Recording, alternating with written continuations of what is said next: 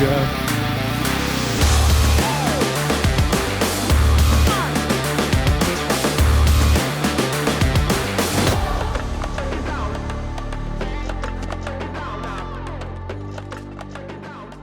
A perk about living in the Midwest is the fact that we get to experience all of the seasons, including the wintertime, which is both good and bad because it's pretty stinking cold outside.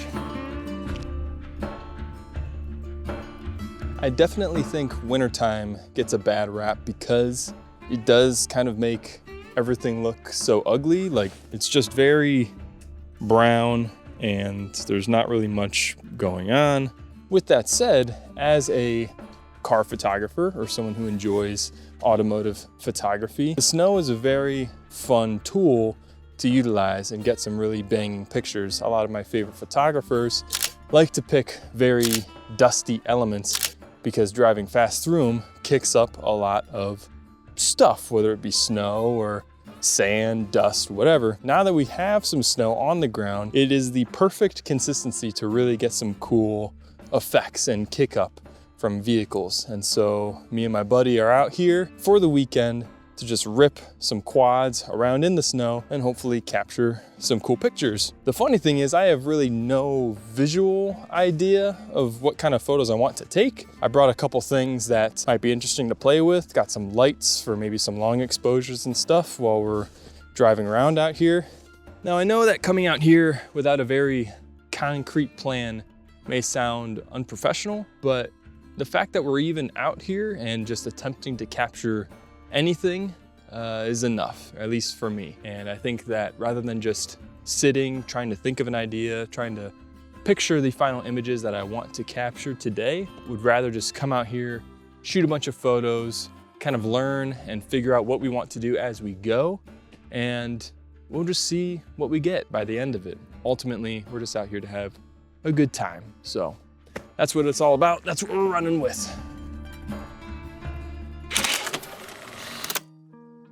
Hello. So clearly I need to practice the whole vlogging thing because I don't really think I explained why taking the time to shoot and put in the effort to create a project without a concrete vision is okay. And I know that whether you shoot photography or not, that this still applies to you. And I really want to stress that not having a creative vision is way different than not having a plan and being prepared. I mentioned how I wasn't going into this shoot without a whole lot of reference images in mind, but I thought it was more beneficial to take advantage of the perfect weather conditions, the timing of it all, and just going out and shooting something rather than sit here and just think about it. I don't think we were gonna get another shot at this whole situation again. And I'm glad I didn't, because as the time that I'm recording this video, spring is already around the corner and the snow is pretty much gone. Now don't get me wrong, there were plenty of aspects to this mini shoot that I thought about before we even arrived to the campsite, like the lighting conditions, the poses that we'd be trying to go for, the balancing of my camera settings, keeping the brightness of the snow in mind. Everything else was kind of trusting the process and letting whatever happen kind of just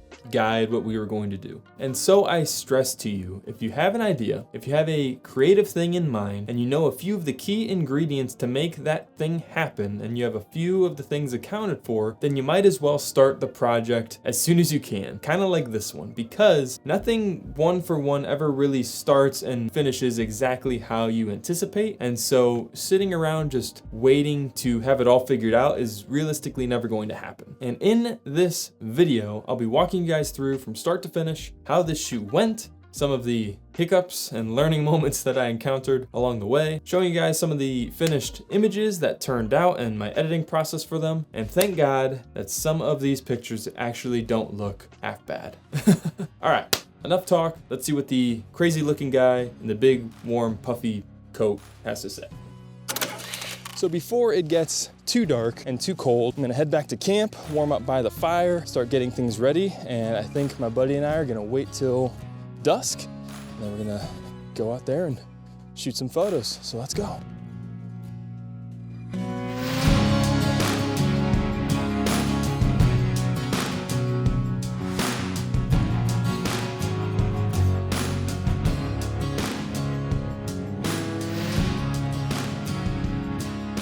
The snow was the perfect blend of fluff and ice and powder, and I was very confident that it would make for some really good shots as long as my buddy could drive through it.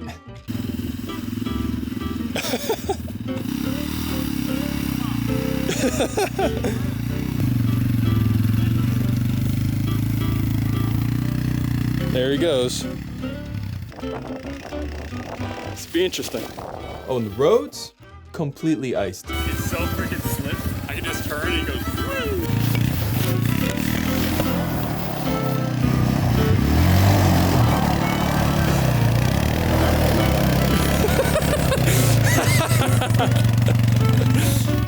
So it took a little while to get back into the spots that we had scouted out beforehand. His quad is built for more speed than utility, but we wanted to take advantage of the sun that we had left to sort of plan out the angles that we were going to go for, his approach and where he was going to ride. Really, we just wanted to make sure that everything was set, because as soon as that light was completely gone, we knew we would be a lot more limited in what we could do. And in doing so, we actually got some pretty cool shots with the sun up as well. But I did make sure to dress warm for this next part.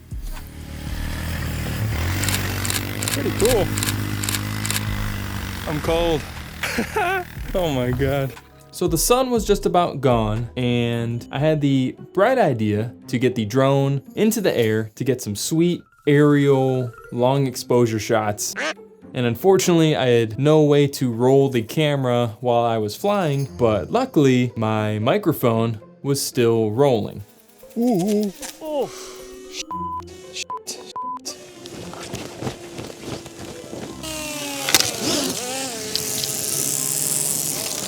How do I turn you off?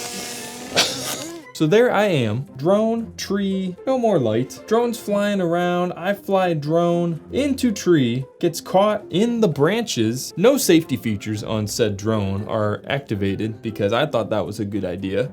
Not my proudest moment. But it's okay because it still flies, so no biggie.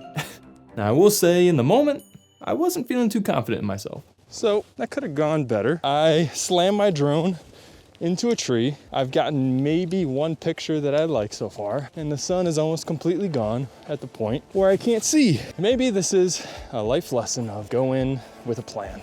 But we're gonna see what we can get right here. I still got faith, just gotta believe. And so we carried on and pretty much kept shooting until we just couldn't anymore.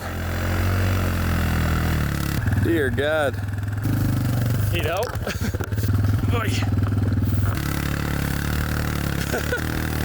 Yeah, I think she's had enough.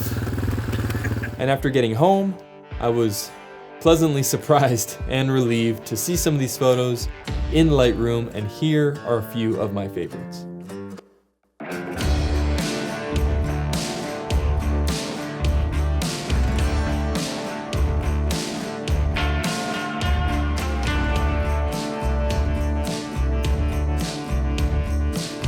Now before I finish this video off talking about how I edited some of these photos, I just want to say thank you for supporting the channel. You guys are amazing, for subscribing and all that good stuff. But maybe more importantly right now, I would really love to know, out of these 4 photos, which one do you think would look the best printed and hanging on the wood wall? I'm having a tough time deciding. I'm hoping that the people out there can help me out. So if you head over to my Instagram, Andrew310Kanya, there's a poll going on right now where you can help decide which one to print. And in a few days, whichever photo ends up winning, I would love to send a copy of that print to a lucky follower who helped vote on the poll if you're interested. So go on over, check it out. Let me know what you guys think, and I'm excited to see what you guys pick out. All right, so here is my current editing system in Adobe Lightroom. Now I'm going to preface, is this the best way to edit your photos? Probably not, but it's mine. Is this the most efficient way to edit your photos? Most likely not. Am I suggesting that this is how you should work? Only if you think that your process sucks right now and you want to try something new.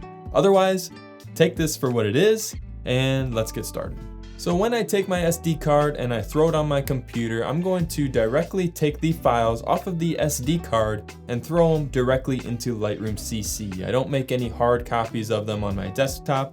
It's just wasted space because everything is saved on the cloud in Lightroom CC, so it's really handy that way. Where I put the photos is going to be in a new album. I'm gonna go to my specified folder of the year, so 2025.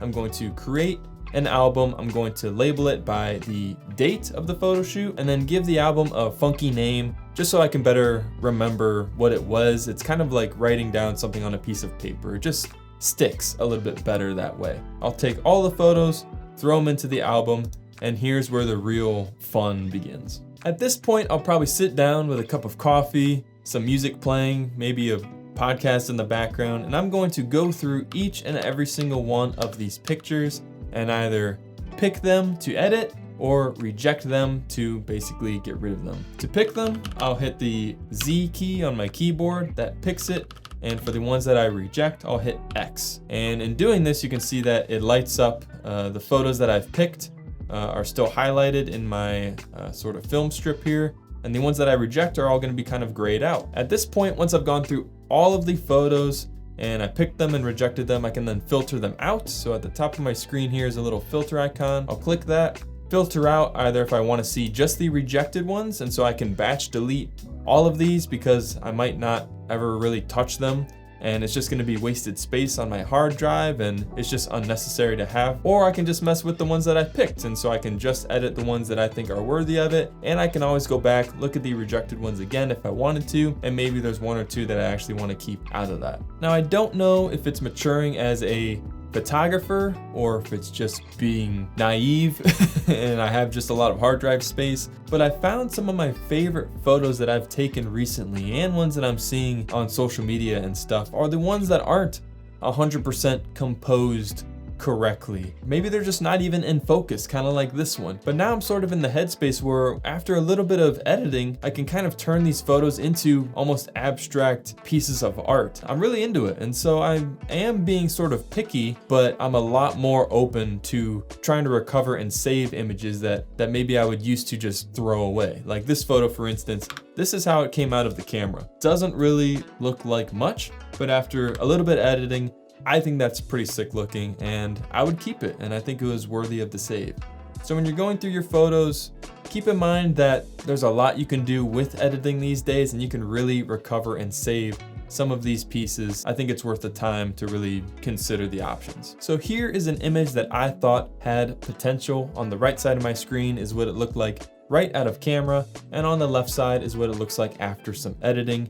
Huge difference, and I am so happy with how these types of photos turned out. I think after editing, they look freaking sick. Now I'm gonna go through kind of quickly for the sake of time how I got from A to B, but if you guys are interested in a more in-depth tutorial on my editing style, my workflow, please let me know in the comments. I would love to do a tutorial session of me editing photos from start to finish. It's just a matter of if you guys would be interested in that kind of content. So please let me know.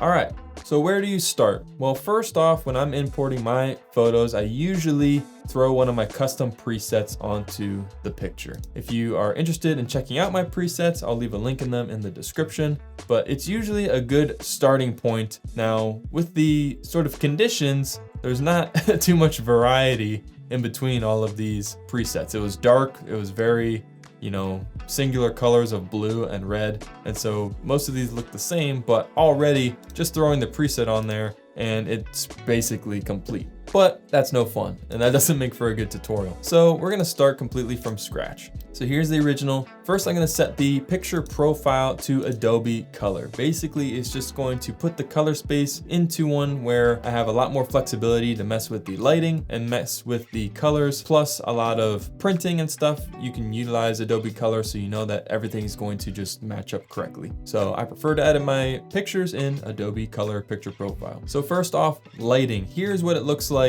after I do some basic lighting adjustments. Now, I never really work linearly. I'm not just gonna work from the lighting panel and work my way down. Usually it's a lot of back and forth. But for this case, here's what it looks like after messing with the lighting of the scene, and you can just see how much extra detail it brings out for this snow that's getting kicked up in the back. You can even see a lot more of the foreground when I raise the exposure.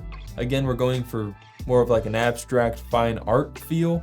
And so I'm not looking for it to just be like cranked out and looks something kind of like this. No, I want to see a lot more detail. I want kind of softer shadows in the entire image, which is why I also mess with the curves in this specific arrangement. I lifted the shadows in the bottom so that I could just see a little bit more detail in those spots that were pretty much absolutely black. So now let's talk about color, and this can get very complicated very fast, so I'm gonna try and keep it sort of plain and simple. Now, the first thing that you want to do with a photo is making sure that your white balance is correct, or at least so that you are satisfied with it.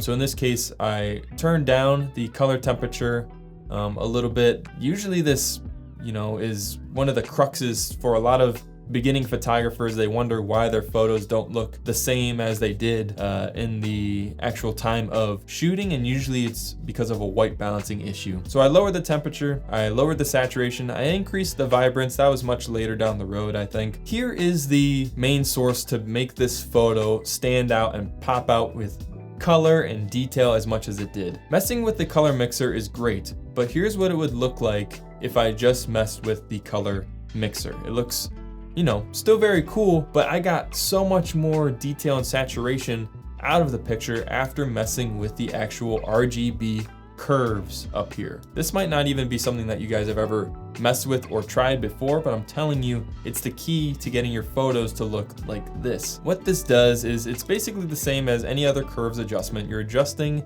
your highlight region and your shadow region, but in more of a color space more than actual lighting. And so in this case, for all of these, I use the same relative S-curve shape, and all it does is basically bring out the color in the highlights and sort of make it more punchier and darker in the shadows. So very basic and flat image, but by bringing up all these curves, you can see it's making the blue really stand out in the highlights, and in the shadow region here, I'm sort of dampening its effect on the picture. So curves adjustment, vital. Color mixer, you can see that the only ones that really matter in this case are the teal, blue, purple, and pinks, or magentas. A lot of them I desaturated actually, but it's still very saturated from the curves. I could really change the dynamic of this picture by messing with the hues of the colors after the fact, but to make the colors stand out in the highlights and shadow regions to really give your photo a look,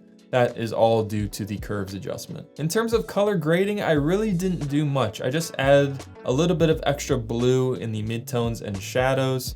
It brought out a little bit in sort of this region and the darker regions, but on the actual bike and the snow, it didn't really do much. It added a little bit of blue, but I didn't do any blending or balancing or anything. I just kind of left those as is. So now let's talk about the effects tab. This is sort of the finishing touches to the image. Here's what it looks like without any effects, and here's with them applied. So it literally just gives it a little bit more of a glow. It sharpens certain areas a little bit, but I actually lowered the clarity. A lot of beginner photographers love to just crank the clarity, and they would say that this is a pretty cool finished look. By actually lowering the clarity, I'm creating this glow around the highlight regions of this photo. And by increasing the texture, I'm preserving all this extra goodness of the snow kick up and the parts of the bike that are actually in focus. I also added a little bit of a vignette around the picture, just to darken the corners a little bit, because I want the viewer's eye to be directly sucked into exactly where I want them to look. In this case, obviously it's the bike. And so just getting rid of as much stuff around the corners is really going to guide the viewer's eye in this picture. I added a little bit of detail sharpening around the edges of the image. You can see here that all of the white areas are the parts that are being sharpened or affected. It's just creating contrast around edges. That's kind of what sharpness is the contrast between white and black. And other than that, that was kind of about it in terms of the actual adjustments panel. And at the end of this whole process, I just added another mask. It's pretty much the same effect as the vignette. I created a radial mask and put it around the spot that I wanted the viewer to be looking at. So it looked like this. And then I inverted it so that I would be affecting everything but that area. I increased the contrast, lowered the brightness, lowered the exposure a little bit. And you can see that it just really singles out what's going on here. If I increased it, you can see sort of the area that we were shooting, so that's kind of cool. Even in absolute darkness, like this was the original picture. If I just increase the exposure, there's so much detail and there's so much stuff actually preserved into the picture. This is why you don't just delete pictures that might be a little bit too dark or too bright, because you might be able to save them nowadays. Editing softwares are insane and there's really no limits to what you're able to do in these things. So with all that in mind, here is where we started and here is where we ended. I think the photo looks badass. I pretty much took this same edit and I applied it across the board to all the nighttime shots that we got, and I really couldn't be happier with how these turned out.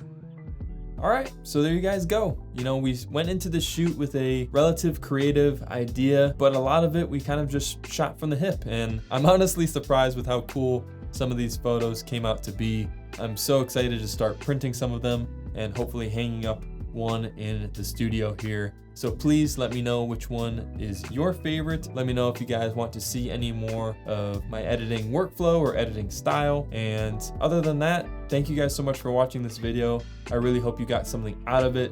Get out, shoot something. You don't need to have it all figured out. You'll figure it out along the way. I had a lot of fun doing this whole vlog style thing. I think it's something I need to practice at. But I'm getting more comfortable and I'm enjoying it, and I enjoy making these videos. So thanks again for watching, and we'll see you guys next time.